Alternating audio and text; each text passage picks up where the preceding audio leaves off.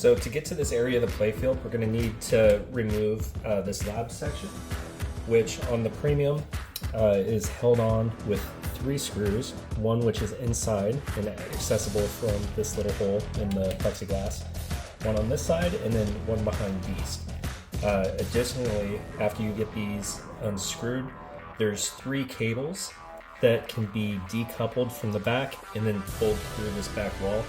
And once we remove that, we can get to everything. Since this is a premium, it may be a little bit different on the Pro. The Pro should be a little simpler though. You should be able to locate the screws that hold that plexiglass piece on, and once you pull that out, you'll have the same accessibility as on the premium. So I'm going to take a Phillips.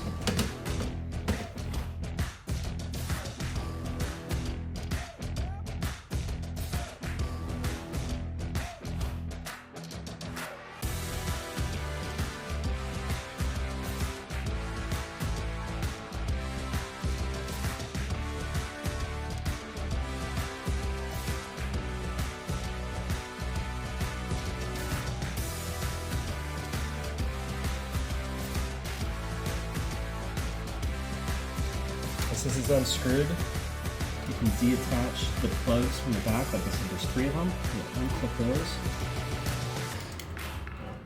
And you'll be able to guide them through this back hole in the wall.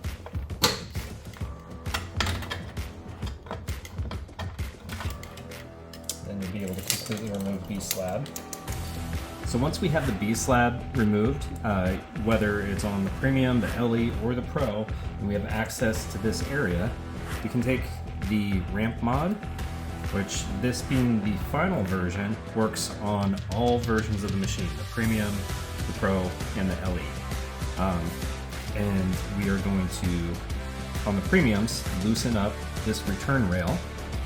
If you have a Pro, you won't have this return rail, so it's one less step for you. We're going to loosen that up. You don't have to take it all the way out, just loose enough that we can move it. And then we're going to take a 5/16 socket. And we're going to remove this nut. Now this mod has a lip in the top, and that's where the plexiglass will pop into so that it's a super secure fit.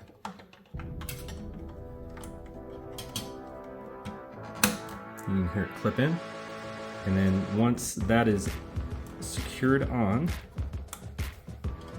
you just have to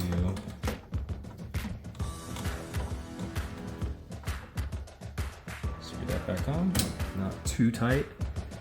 And at this point, we have a completely smooth transfer.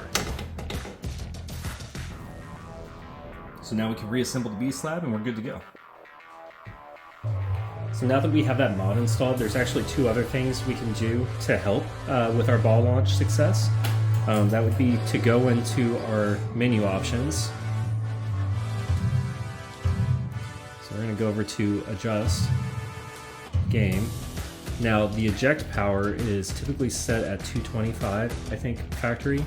And a lot of people have found that that's too powerful and will sometimes eject 2 balls out because it ejects it so strong it kicks it back into the trough. So I lowered it down to 215, which seems to be good. And then we can go to ball launch power, which is set at 240. And we can raise that all the way up to 255 before it recycles down. So now that's maxed out.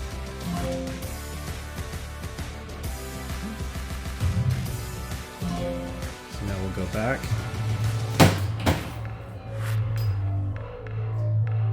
The very last thing, which I'm not entirely sure how much of a change it made, but I mean, my plunger is working perfectly now, so it might have done something, is when I first received this, I noticed that this strike plate right here was askew, so it was poking out a bit. Now, when the ball tees up, I noticed on a couple of them when it hit, it would hit the edge of this plate. And I don't know if that was causing enough of a disturbance that that's what was fouling up the trajectory of it. But if you want to, I mean, it's easy enough for anyone to do. You just loosen these screws up, bring it all the way down this way, and then press it in at the bottom. So all the way down, press it in, and then cinch these screws back up.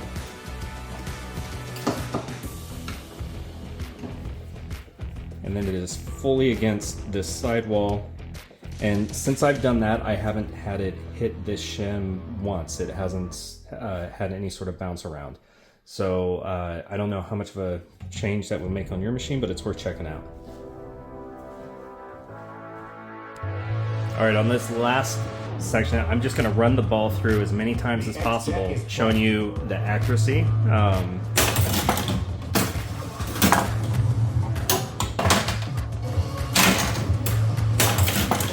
So I've got 4 shots before I just gotta start feeding it back into the trough, but we'll see how many times we can get it to run all the way through successfully.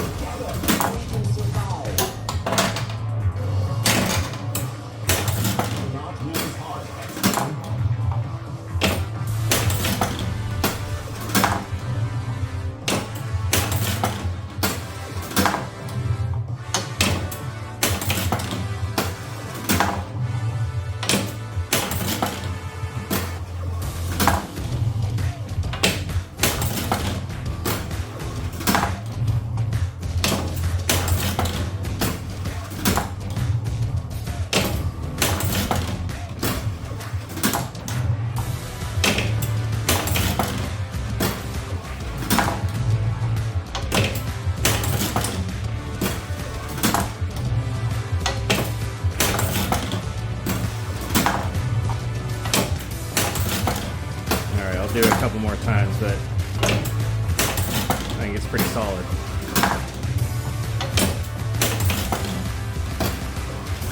One more.